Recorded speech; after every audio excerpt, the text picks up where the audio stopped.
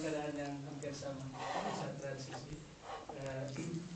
Jadi mohon maaf tadi pagi baru saya sempat kirimkan bahannya karena hektik sekali jadwalnya juga.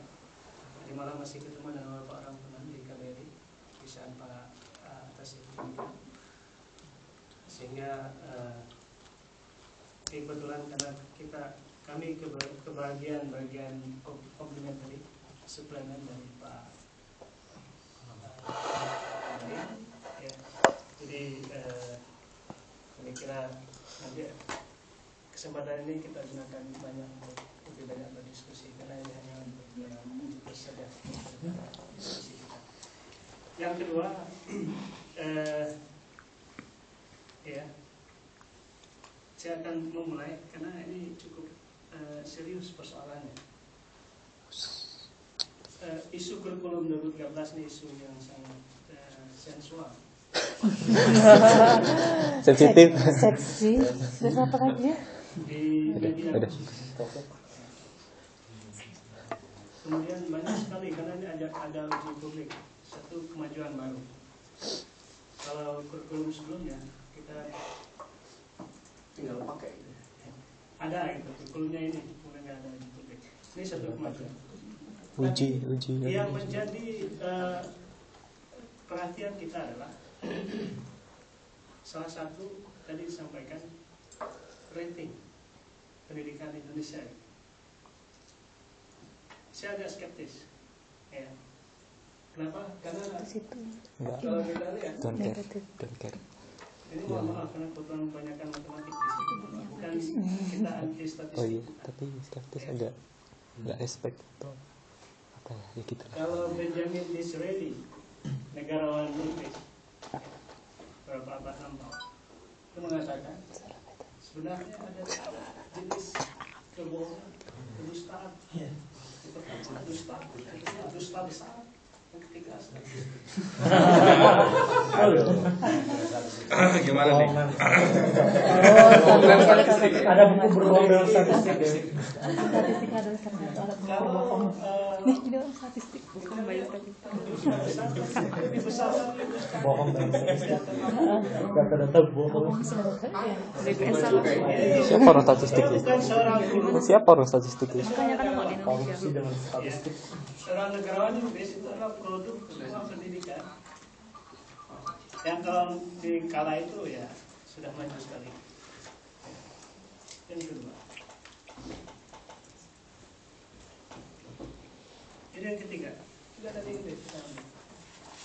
Winston Churchill, kalau kita lihat dalam Perang Dunia Kedua, sangat terkenal. Dia mengatakan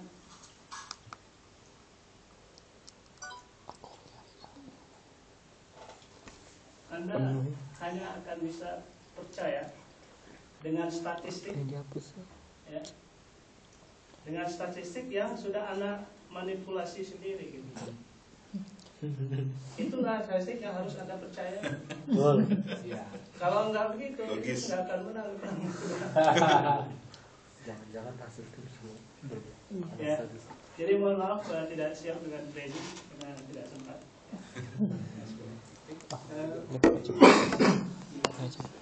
Ya, jadi ini bukan untuk apa namanya kita tidak hati dengan statistik sangat penting, apalagi dalam sains. Ya. Tapi ini berbicara ketika negara kita di-ranking oleh lembaga internasional. Siapa yang pesimis dengan pendidikan Indonesia di ruangan ini? Dengan kualitas dan mutunya. Saya tidak. Jangan malu-malu kalau mau pesimis saya enggak. Enggak apa-apa. Bagus. Ya. Kalau saya pribadi, saya tidak pesimis sedikit pun dengan apapun rating yang dibuat oleh yang ada, ya. Dengan mutu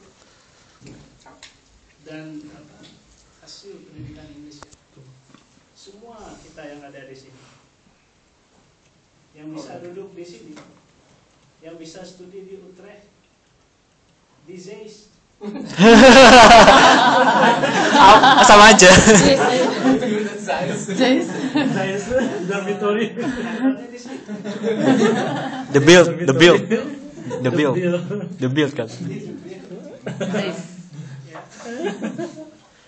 Ini semua itu produk dari pendidikan Indonesia. Iya. Yang katanya Harus jelek. kita- Yang katanya jelek. Yang katanya Saya masih jelek. ingat sebuah dialog anekdot dengan cuma ini off the record dengan Pak Ramo. Beliau mengatakan hidup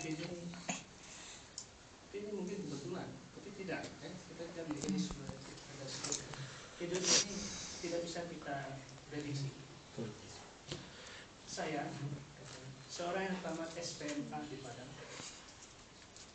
kemudian sekolah menengah pertanian atas, ya, SPMA dahulu, sekarang mungkin nggak ada SMK. Kemudian masuk ke IKIP Jakarta, kemudian dapat MA di Amerika, kemudian PhD di Australia, menjadi adikmu di Denmark. Dia tidak bisa membayangkan, tidak lewat jalurnya gitu. Kalau dulu kita kan pakai jalur, kalau A1 sana ya, A2 kalau masih AA itu. Sekarang mungkin kebanyakan tidak sempat menikmati zaman AA itu. Saya masih nikmati. Oh, sudah tua. Saya mau.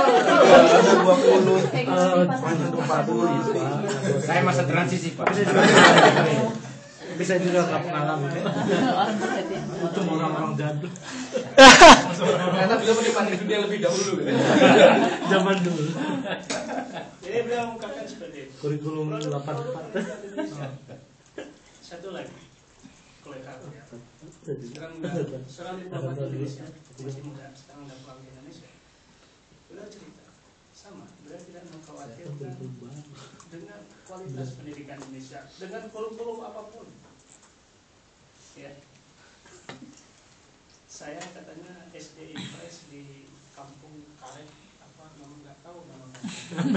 Lupa. Kita berantem. Ya, dalam Ini semua setahun. dari kita. Kemudian SD Impres, sama SMP Impres, kemudian SMA negeri, kemudian masuk 4 katanya. Hanya dari 4 lah. HI 4. Ada UPI. Katanya kalau di 4 itu katanya zaman beliau, kalau hadir aja absen kuliah itu, nah itu udah pasti lulus. Wah. Dari kehadiran. Ini mungkin beliau anekdotnya atau gimana? Pak? Konon. Itu karena jadi diplomat, masuk ke guru jadi diplomat kita. Kemudian dapat S2 di Fletcher di Amerika, sekolah diplomat yang cukup terkenal. Tiba di sana, rankingnya termasuk yang paling baik. Dia tidak menduga, bisa juga ya. Ada di Indonesia, dari SD Impres, terus masuk UNPAD, kemudian sekolah dasar juga. Ya. Bagus. Jadi sekarang jadi seorang diplomat yang masuk yang kader oleh Pak Hasan Bayuda sebelumnya. Jadi maksudnya masih muda yang Itu bentukan. sedikit di bawah Menlu kita sekarang. Jadi satu kelompok batch angkatan kadernya itu yang muda yang cemerlang. Yang ketiga adalah yang isu kita ingin sampaikan dengan ini adalah masalah media.